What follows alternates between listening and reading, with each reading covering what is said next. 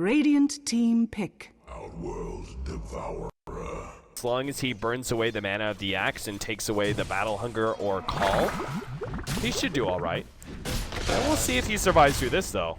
With no mana for recall, he's got a chance to survive, but with the battle hunger and the movement speed, the physical damage will be enough. In fact, Axe is going to get himself a spin once he hit the creep wave. So first blood goes the way of NIP. The OD's in a lot more trouble in mid, and this will be him dead. The Shadow Strike was still on tick damage, and YapzOr finally able to get that fissure at the right time up against the OD. So strong versus their heroes because they chose for a Dazzle, right? Dazzle leaves you exposed to very offensive dual lanes. Cog's going to actually spy. Cog's up, so Limp can't get in range, and again, this burn is a pain in the ass for him. Top lane, that's where the kills are coming in. It's going to be the Earthshaker, the man to get the kill as Levi keeps them all alive, as well as himself with that Shallow Grave, meaning that last little bit of a spray from the Bristol was never going to get the kill.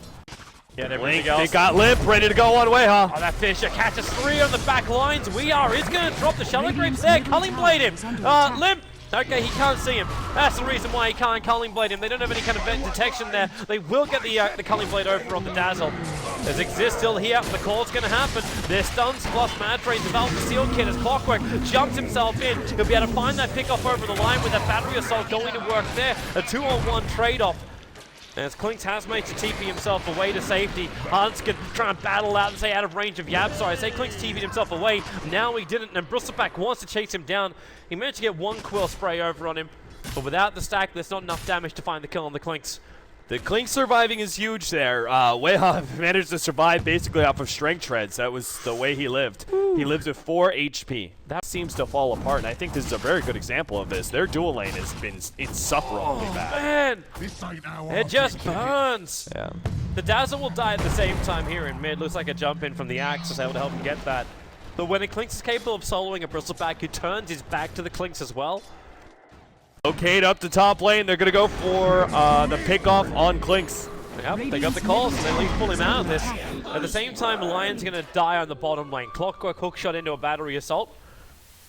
So it's a 1-1 trade-off, and they've actually found the area with the Echo Slam. They want to get the kill over on Axe. There's no Sonic Wave available, but another Scream in 2 seconds' time will be enough now to end up killing off the Axe. And, well, okay, maybe not. Not while Wisp had ball charges and stick charges available. They had to blink themselves away. Another Scream up in a moment, but Exist dropping so low, the Culling Blade. He actually dummied it the first time because the HP was too high. But it's still going to be a double kill for Limp, and this early aggression from BBC that was paying off now. Really, they're jumping. They got the call over on Dazzle. This OD ult is available, and 3 heroes pretty well grouped up together. Levi's already pretty damn low. Shallow Grave obviously realizes no point. He's going to get the weave off. It's going to hurt the NIP heroes, but not help his own. Considering his own, he's already lost 2. Exist running himself away. He was actually the early hero. Weha getting the pick off on Hanskin in the bottom lane, but maybe not. He now turns to fight units. He's going to win this engagement too. Wow. The strength of the Clinkz, man. He's actually having to deal with creeps right now, but I don't know if Hanskin really wants to be anywhere near. He's going to try for the kill with the balls. By the way, this build on Clinkz is super abnormal. Radiant's top tower is under attack. No. Yeah, don't die to Roshan. Yeah. Another Van. That's also a weird thing. How does Vanguard and Crimson Guard interact? Radiant's Curry. Does anybody know? I don't know. All I know is that Curry just got sniped off from a nice Clockwork hookshot with the Fisher. The Bristleback's going to die. All he wanted to do is get that stack. But now they might be able to get some kind of revenge over the Clockwork. He's got 17 1 charges available, but no real teammate support there. They're going to Culling Blade him down, ending the dominating spree that did belong to the Clockwork, and they found another target too. Sentry Wards are scouting out Weeha on the high ground, which is why they're not going on the Dazzle. Masakari tries to intercept. He wants to try and have a crack at this. He's got support around him. Battery assaults. Nice. Push the Axe out. The 4-star from the OD, as well as Era. The Fish is going to block out Axe. The other 2 TP out to safety, but the Axe the one in trouble. The Weave, well, I suppose at the same time he was at the point. He was flagged as 47 armor at one point. But now Exist just needs to keep that distance. The relocate came in. Limp's on the run out here. Now he's -3 with the Fissure. Limp's going to drop down, and the Wisp relocate just in time to drag it back up. But Clinkz waiting with open arms until now Jonas wants to have a crack over at Weeha, but Exist stops him from the Quill Spray. So it's all up to the physical DPS, which is enough to kill off the Clinkz. But that means Exist gets a solo kill out. The battle isn't finished just yet. Yep, Era imprisons over on the Clockwork. There's no hookshot available. And Era, he does have that Eclipse up. But there's no way he doesn't have enough support with just Seal Kid here. Who was their OD player from Titan? I would watch Weha first. Yeah, he's going on Era. Kill Era. And Era's got nothing to do here. He's already been screamed to Shadow Strike down. The Hex will be there from Seal Kid, but Yabsor, no Fissure, 3 seconds on cooldown for him.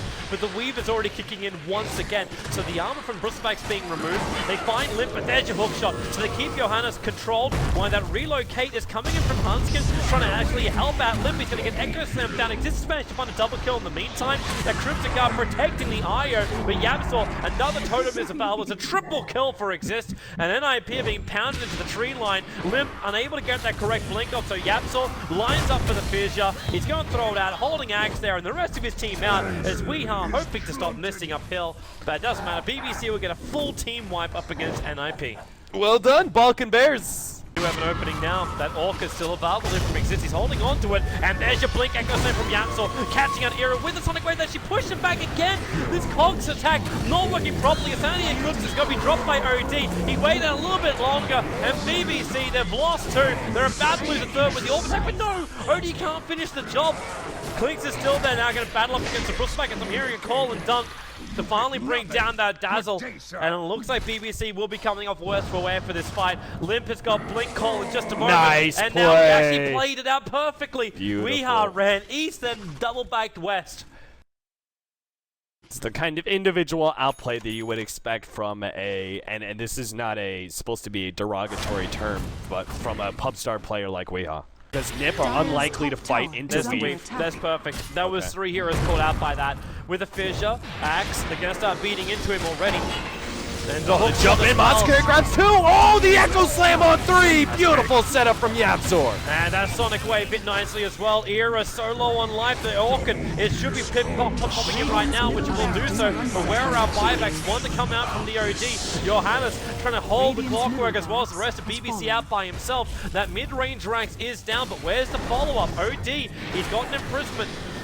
Trying to keep BBC back and fighting, and Exist will be quite happy to oblige. The Fissure is too far away, and Weha can't catch up to him. There's that blink in from him. Maybe they can catch up. With the scream, that's a dieback, and that may be the GG call here. As they find Johannes too far out. Perfect hook shot in. The Brustleback will buy back in. But they should still have enough time here, BBC, to not only take the mid-racks, but also take out bottom. Especially because Levy didn't TP back, he faked it.